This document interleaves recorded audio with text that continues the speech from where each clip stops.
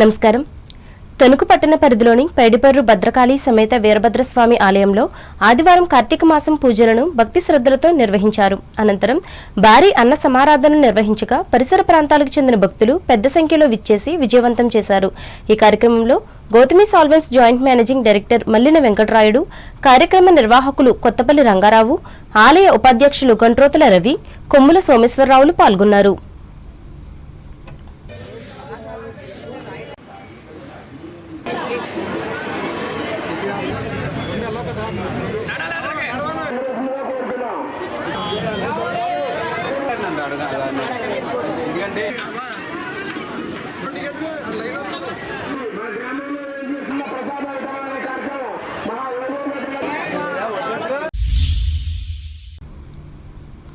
Medical కాలేజీలను PPP విధానంలో కాకుండా ప్రభుత్వమే నిర్వహించాలని డిమాండ్ చేస్తూ వైఎస్ఆర్ కాంగ్రెస్ పార్టీ చేపట్టిన ప్రజా ఉద్యమం పోస్టర్లను తాడేపల్లిగూడెంలో ఆదివారం విడుదల చేశారు.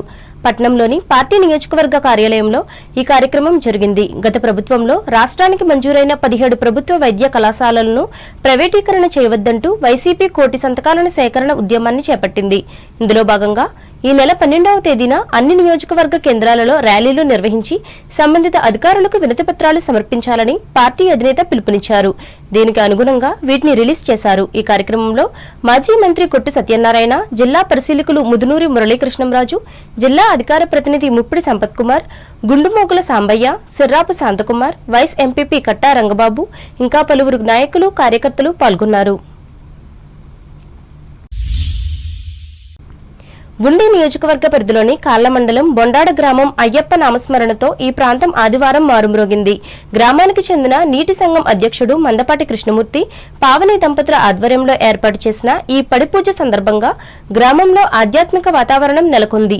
సుమారు 200 మంది అయ్యప్ప స్వామి దీక్షపరులతో కలశ పూజ నిర్వహించారు. అనంతరం సన్నాయి మేళాల నడుమ బొండాడపేట గ్రామాల్లో స్వాములు కలశాలతో గ్రామోత్సవం చేశారు. అత్యంత భక్తి శ్రద్ధల నడుమ నిర్వహించిన ఈ వేడుకకు గ్రామంతో పాటు చుట్టుపక్కల గ్రామాలకు చెందిన భక్తులు హాజరై పూజా కార్యక్రమాల్లో పాల్గొన్నారు. ఈ కార్యక్రమంలో పెద్ద ఎత్తున అయ్యప్ప దీక్షపరులు పాల్గొన్నారు.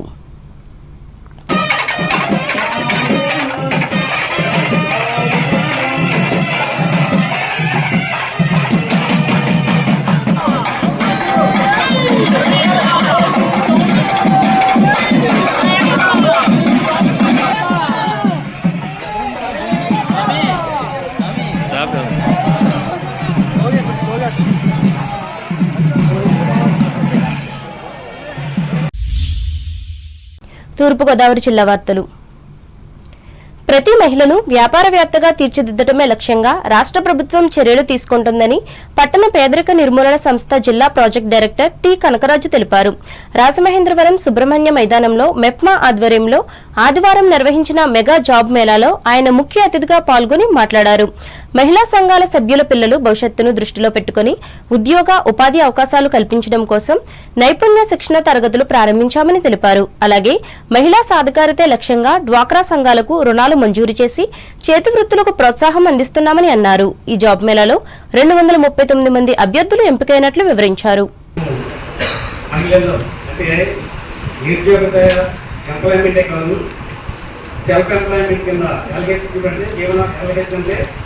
లైవ్లీహుడ్ ప్రమోషన్స్ సొంతంగా వ్యాపారం పెట్టేటువంటి మేము ప్రోత్సహిస్తున్నాం. ఈస్ట్ గోదావరిలో ఉన్న ఎక్కువ నిరుద్యోగులకి ఉపాధి కల్పించాలి అనే ఉద్దేశంతో నిపుణా సంస్థతో మేము ఎంఏ చేసుకుని ఎక్కువ మంది ఈస్ట్ గోదావరిలో ఉన్న నిరుద్యోగులందరికీ వివిధ కంపెనీలని తీసుకొచ్చి ఒక స్టేజ్ పైనే వీళ్ళందరికీ కూడా ఉపాధి కల్పించే ఒక ప్లాట్ఫారం క్రియేట్ చేయాలని ఈ సంస్థతో మేము టైఅప్ అయ్యాం. అందుచేత వచ్చి అవకాశం ఉపయోగించుకోవాలా. సాధారణంగా ఉద్యోగం కావాలని అనుకుంటారు, కానీ దానికి క్వాలిటీస్ కూడా పెంచుకోవాల్సి ఉంటుంది. ఎందుకంటే సాధారణంగా క్లాసులు చెప్తూ ఉంటాడు ఆయన, మన వాటర్లో వాటర్ నింపమనుకో 20 రూపాయలకి ఉంటుంది ఆ వాటర్. అదే పాలు నింపమనుకో 20 రూపీస్ ఉంటుంది. అదే తేనె నింపమనుకో. అంబేద్కర్ కోనసీమ జిల్లా వార్తలు. ఆత్రేయపురం మండలం వాడపల్లి వెంకటేశ్వర స్వామి ఆలయానికి ఆదివారం ఆంధ్రప్రదేశ్ అసెంబ్లీ స్పీకర్ చింతకాయల అయ్యన్న పాత్రుడు కుటుంబ సమేతంగా వచ్చి స్వామివారిని దర్శించుకున్నారు. ముందుగా ఆలయ అధికారులు, అర్చకులు ఆయనకు ఘన స్వాగతం పలికి వేద ఆశీర్వచనాన్ని అందించారు.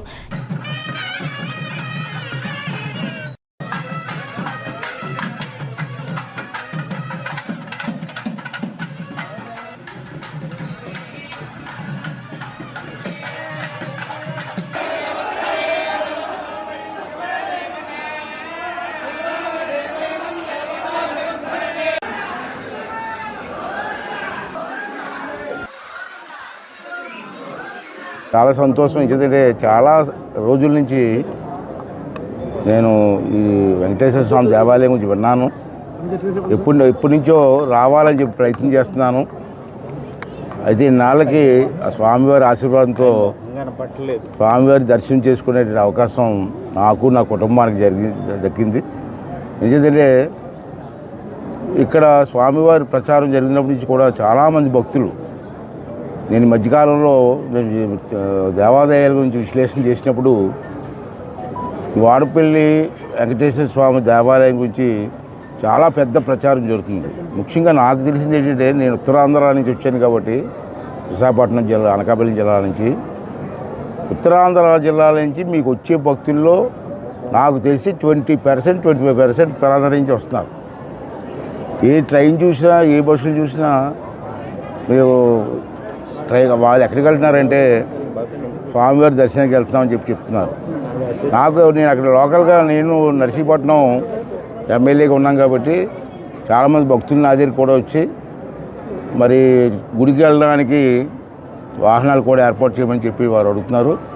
మరి ఉన్నమాట చెప్పాలని నేను పొలిటికల్గా మాట్లాడలేదు, కానీ ఉచిత బస్సు వచ్చిన తర్వాత అన్ని దేవాలయాలకు కూడా ఈ దర్శన ప్రాప్తి అందరికీ దొరుకుతుంది. ఏదేమైనా స్వామివారి దర్శనం, స్వామివారి ఆశీర్వాదం ప్రతి మనిషికి అవసరం.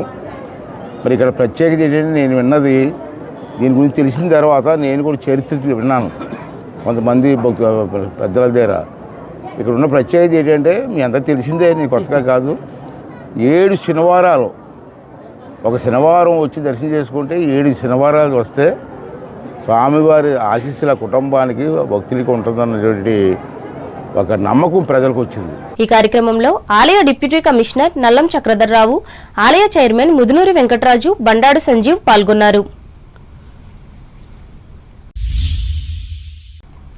కార్తీక మాసం ఆదివారం కావడంతో కొత్తపేట నియోజకవర్గం పుణ్యక్షేత్రాలన్నీ భక్తులతో పోటెత్తాయి. రాష్ట్ర నాలుమూలల నుండి టూరిస్టులు కుటుంబ సమేతంగా వచ్చి ఆలయాలను దర్శించుకున్నారు.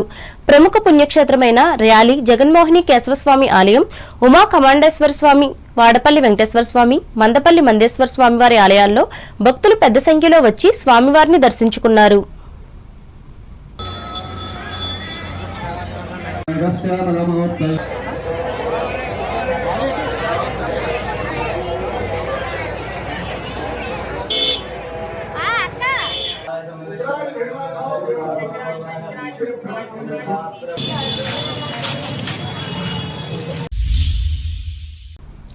ఏలూరు జిల్లా వార్తలు.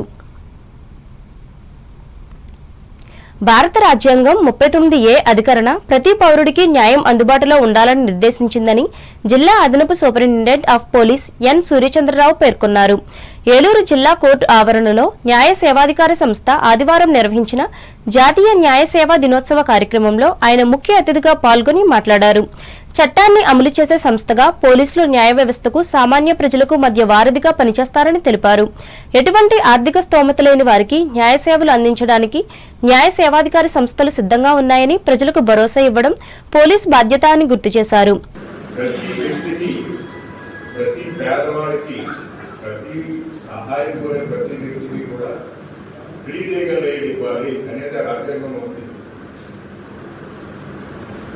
ఒక వ్యక్తి అమలు తీసుకోవచ్చు.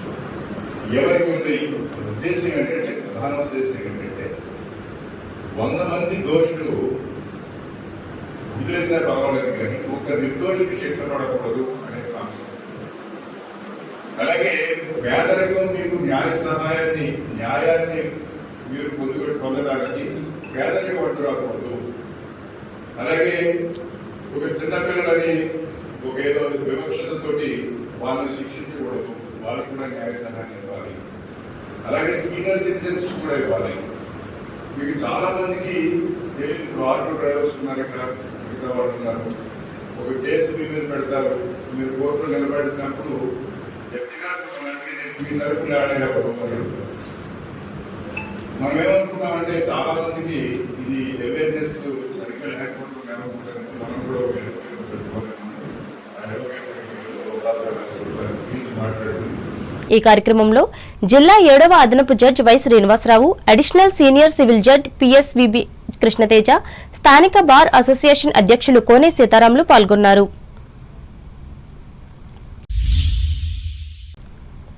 రాష్ట్రంలోని ప్రముఖ దేవాలయాల్లో ఒకటైన ద్వారకా తిరుమల శ్రీ వెంకటేశ్వర స్వామివారి ఆలయ ప్రాంగణం భక్తుల గోవిందనామాలతో మారుమోగింది. శ్రీనివాస గోవింద, వెంకటరమణ గోవింద అంటూ చిన్న వెంకన్న ఆలయానికి వచ్చిన పలువురు యాత్రికులు భక్తి విశ్వాసాలతో తమ మొక్కుబడులు తీర్చుకున్నారు. ఆదివారం సెలవు దినం, అందులోనూ కార్తీక మాసం కావడంతో ఆలయానికి రాష్ట్రంలోని వివిధ ప్రాంతాల నుంచి భక్తులు భారీగా తరలివచ్చారు. వైకుంఠ క్యూ కాంప్లెక్స్ లోని 5 కంపార్ట్మెంట్లు భక్తులతో నిండిపోయాయి. అలాగే స్వామివారి నిత్య కళ్యాణంలో 100 జంటలు పాల్గొని స్వామివారి కళ్యాణాన్ని తిలకించారు. నిత్య అన్నదానం వద్ద రద్దీ కనిపించింది. అదేవిధంగా భక్తులు తిరుగు ప్రయాణంలో కుంకులమ్మ అమ్మవారి ఆలయం, సంతాన వేణుగోపాల జగన్నాథ స్వామివారి ఆలయాన్ని దర్శించుకున్నారు.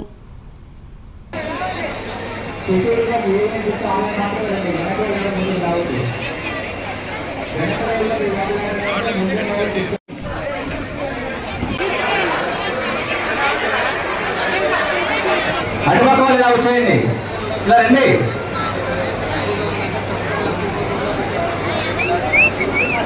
మా నెక్స్ట్ కూడా వచ్చేయండి.